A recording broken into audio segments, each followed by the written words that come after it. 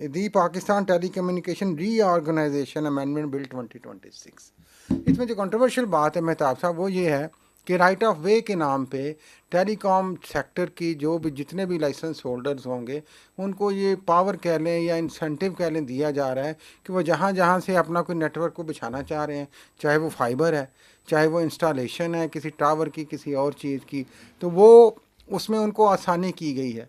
लेकिन आसानी इस तरीके से हैरानकुन तौर पे की गई है कि उसमें उन्होंने कहा जी कि वो जो जगह उनको घर प्रॉपर्टी कलेक्टिव होगी, पब्लिक होगी, प्राइवेट होगी, इंडिविजुअल, तीनों, वो निशानदही करके तो वो उनको एक नोटिस भेज देंगे कि जनाब ये प्रॉपर्टी इस तरीके से हमें एक म्यूचुअल एग्रीमेंट के लिए, पब्लिक के लिए भी और सबके लिए चाहिए होगी।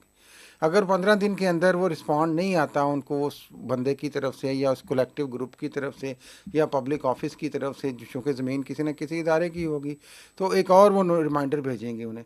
30 दिन के बाद अगर जवाब नहीं आता तो वो गवर्नमेंट को लिख देंगे जो अकॉर्डिंग टू बिल है, और उसके बाद ये एप्लीकेशन उनकी जो है कंपनी की वो अप्रूव्ड सर्वर होगी।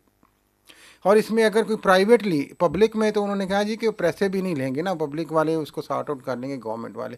प्राइवेटली अगर म्यूचुअल एग्रीमेंट हो जाता है तो वो बाइंडिंग हो गई, उस म्यूचुअल एग्रीमेंट में कोई ख़राबी नहीं पैदा करें।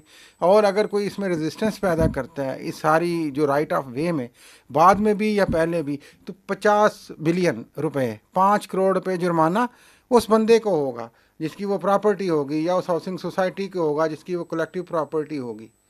राइट ऑफ वे का इशू जो है ना, वो टेलीकॉम सेक्टर काफ़ी अरसे से इसको जो है वो कर रही है।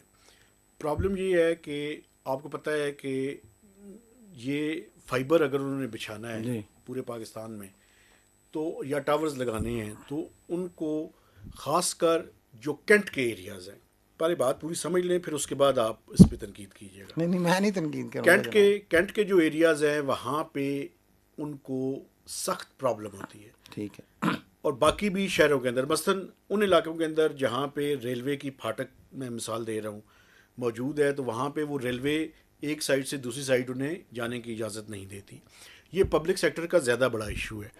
लेकिन ये ब्रीच जो प्राइवेट सेक्टर है उसकी आप कैसे इजाज़त दे सकते हैं, मुझे ये समझ नहीं आई।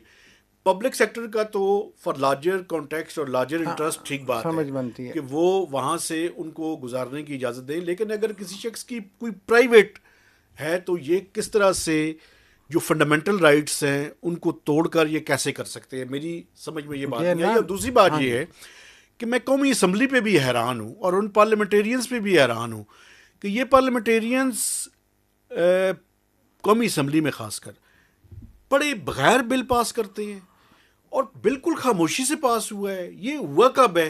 11 जून को। ना कोई समझ आई किसी को, ना किसी को पता चला, और यकदम, और मेरे ख्याल में मीडिया के अंदर भी कोई ज़्यादा इसके बारे में बात नहीं हुई। बात नहीं ये